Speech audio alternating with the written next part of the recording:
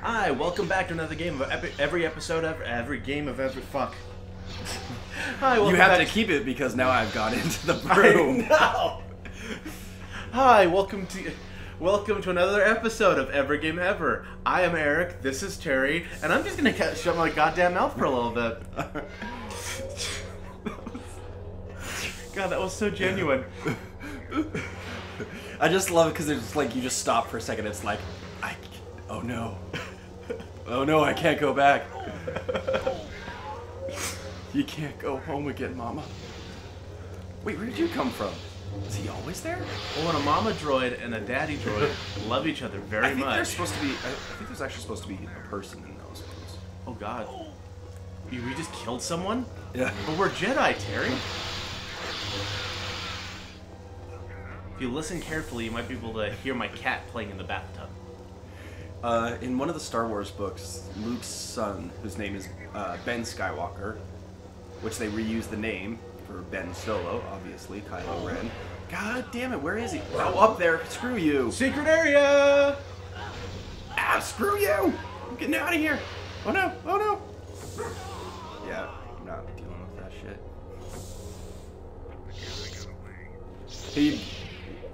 They're having a disagreement. He brings up, like, because Ben killed somebody. Mm-hmm. And so Luke's like, what's wrong? How could you do this? And Ben's like, you killed a ton of people on the Death Star, right? He's like, oh, KK, yeah. We don't need the peanut gallery, thank you. He's like, yeah, but my father was Darth Vader. And so... Yeah, well, shut up. Shut up, you stupid kid. I'm Luke Skywalker, and I'm the greatest Jedi in the I world. don't have the ringer turned off on my phone because I'm stupid this time around. Alright. Oh, go away. Okay, now I've turned off the timer. I am on form tonight, folks. Alright, so I went out there and killed that guy just for reasons. Well, mostly because it was a secret area and I wanted to see if there was actually anything out here. But there's not. There's just a guy that you kill because... Well, you got a concussion rifle or something. And with as many words that describe the rifle as were in there, I assume it was pretty good.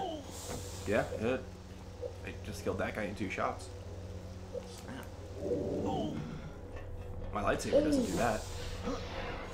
Oh, it's really weird how, like, there wasn't, like, protective suiting in the ship.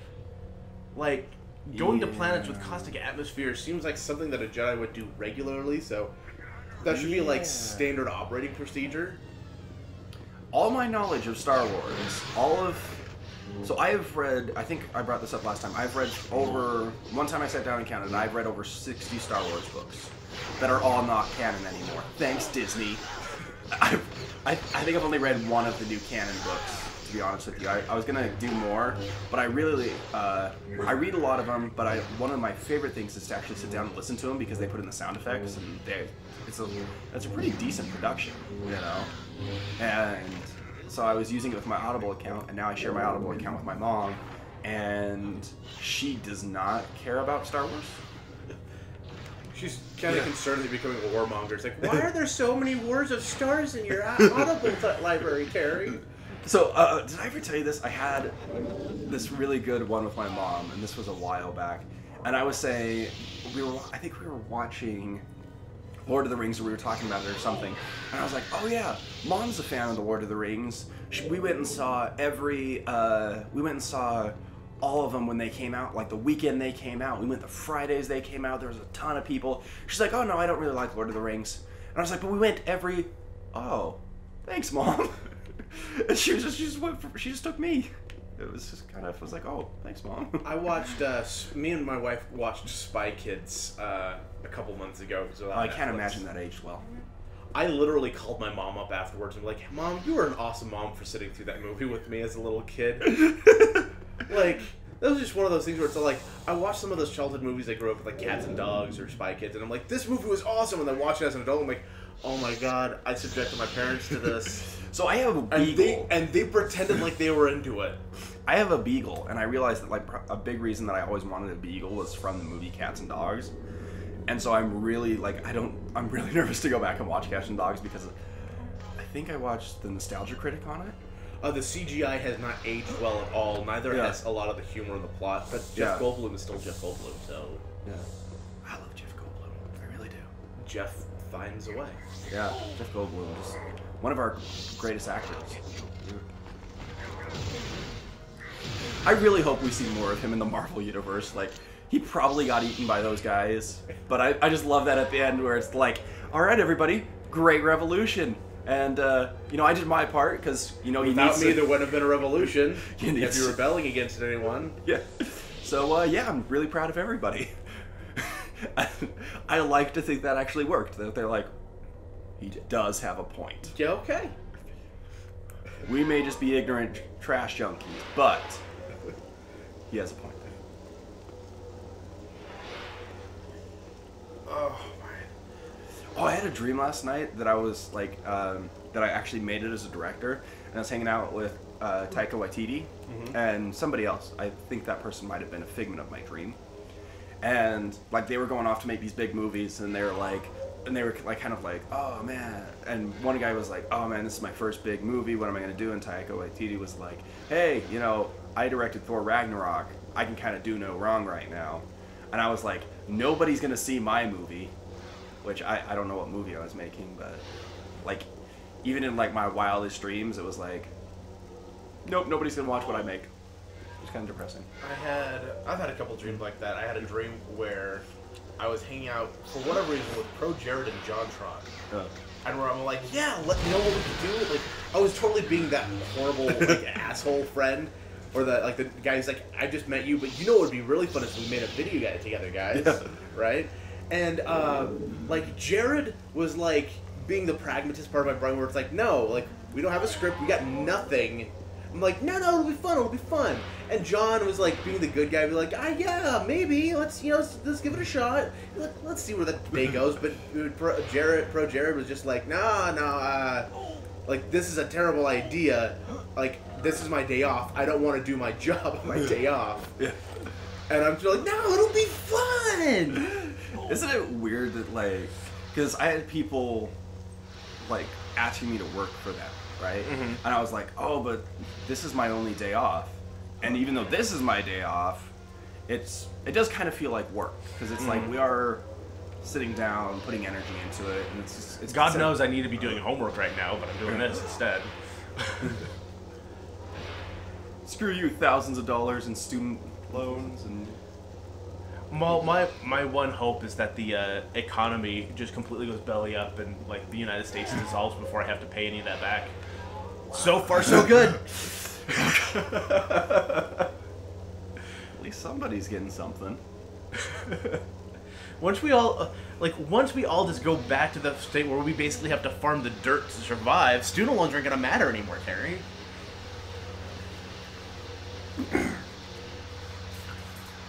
My dad grew up as a farmer, and he's a pretty decent farmer now because he's got, you know, he's always had a garden, so I guess he's a pretty decent gardener, I should say.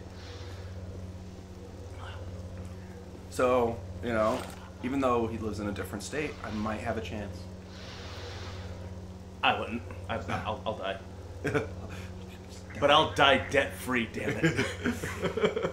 I've kind of given up on that one. I had so little debt before I moved out.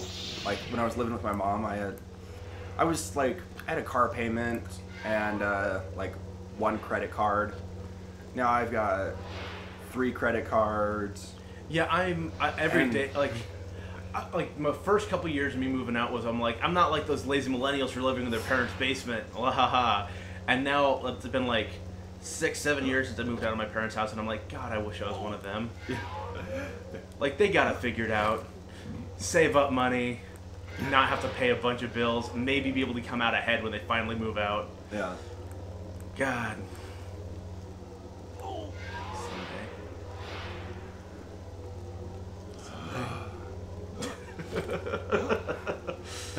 So where are we going? This is where so we need to get, I can't remember if it's here or if we need to go further along. Looks like a looks like a dungeon out of like Majora's Mask. Oh.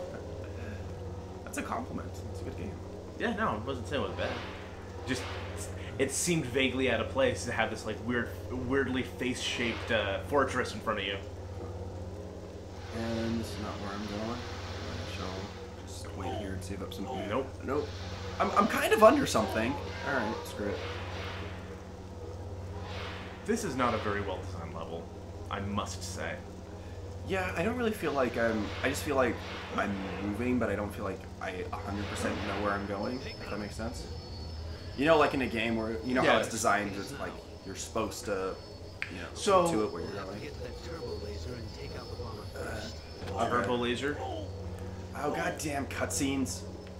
Well, so you have the artificial difficulty, the acid rain, and then it doesn't help that all of these locations look and feel the same. You know? Which makes it hard to know if you're making progress, and that's what you need as a player is that feedback. It needs to seem like you're going to new different places, even if I can't throw a lightsaber at him because I'm using all of my force to protect myself. Hey, Kyle, thanks for the backup, buddy. Yeah, let the Padawan do everything. That's cool.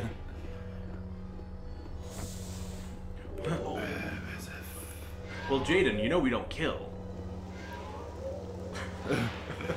Wait, what? What?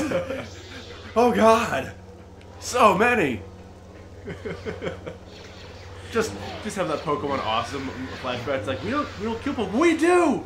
We do it for you. Have you ever seen College Humor did it Pokemon Rusty Edition? Oh my God, you need to check it out. It's this kid that looks up to Red, and he's like, and so he turns 10 and he's going out on his adventure. And he's like, "Shut up, Mom! I'm an adult. I'm 10." And he's like, "You can't do anything." And so he goes to get his Pokemon, and there's nothing for him. And so he just gets a Caterpie. He's like, "I'm gonna call you Pikachu, because that's what Red has." And he runs off.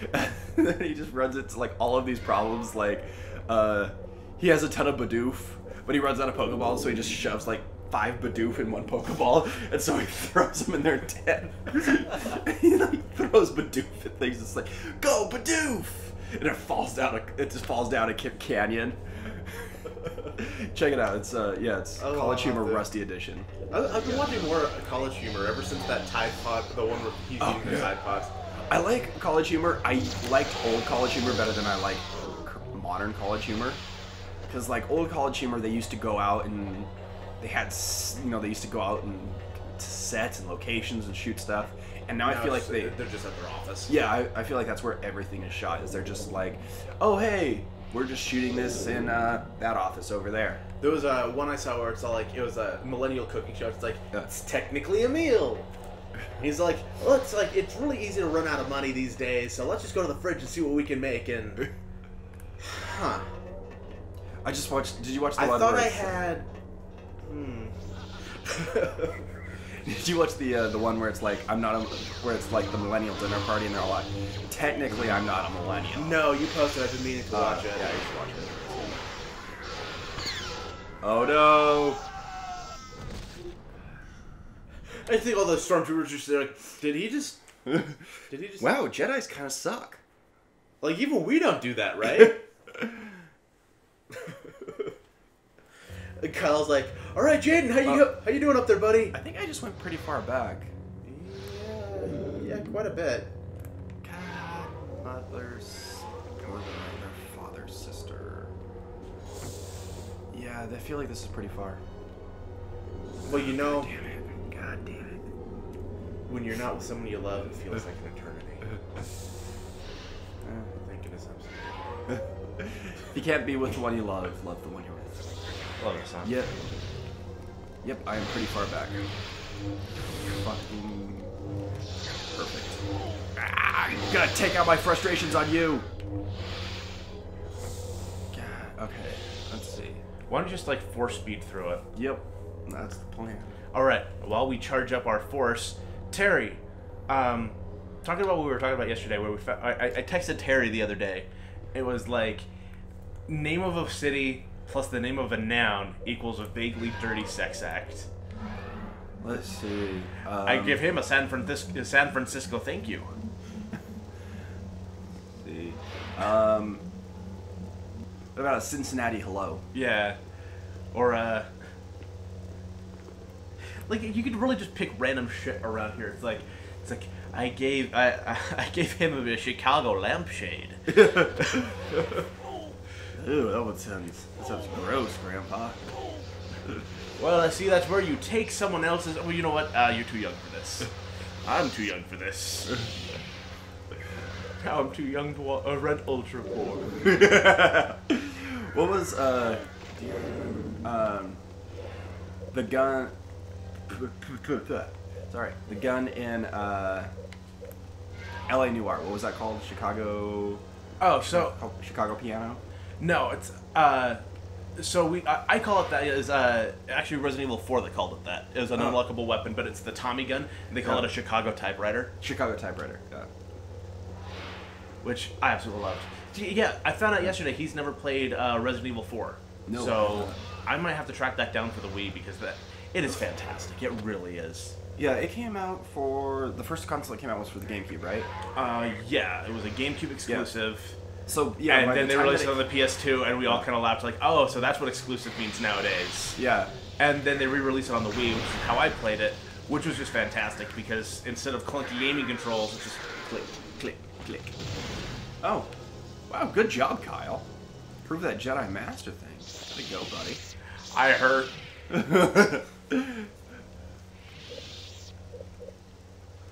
Jedi Master Kyle Katarn in the house, right? But so after you beat the game, there's like obviously you get like fun, different unlocks, different costumes and stuff. Should have been doing this the whole time. Resident Evil does works that way. Like it's serious the first time around, then it can be silly the next couple times. Yeah. And one of the costumes you can unlock for Leon is the mafia gangster. Oh. So it's like black trench coat, the white scarf, the fedora, and everything. Yeah. And you unlock a weapon called the Chicago typewriter, which is a Tommy gun with unlimited ammo. Nice. So you just. I think they actually call it the Chicago typewriter in L.A. Noire. They don't. So I got the DLC, and on one of it has a name like that. I can't remember what it is though. They don't call it the Chicago typewriter though. I just finished the L.A. Noire, and the version you got me actually has all the DLC in it. Yeah. So. Which I was excited about because it has my favorite outfit, the Hawkshaw. Yeah. I was frankly I was a little disappointed with the ending. I didn't like the sudden bait and switch for the character. It's kind of like, you know how people got upset with Metal Gear Solid 2 by it's like, you play as Solid Snake, psych, you're actually playing as Raiden the whole time. They kind of did a reverse that, where it's like, you're playing as Cole Phelps for the entire time. No. And then at the very end, it's like, oh, no, okay, psych, you're playing as someone else. Well, how do I get out of here? Okay, just go into the... I'm dying. You're dead. To be fair, you were swimming in acid.